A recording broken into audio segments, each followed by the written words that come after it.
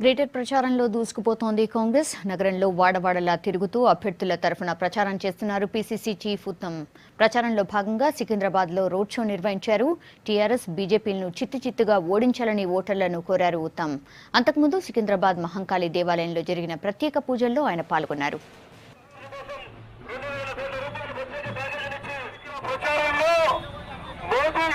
ప్రతి bank account లో ప్రతి పౌరునికి 15 లక్షల రూపాయలు తీసుకొచ్చేస్తా అని చెప్పిండు.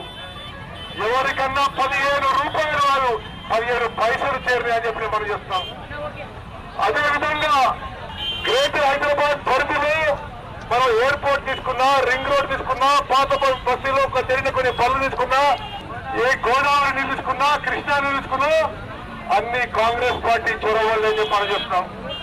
మిత్రులారా, మరి కొప్పుల వాణి గారికి, విజేత వాల్మీకి గారికి కష్టపడి పనిచేసి గెలిపించాల్సిందిగా ఇక్కడున్న కాంగ్రెస్ కార్యకర్తలకు, నాయకులందరికీ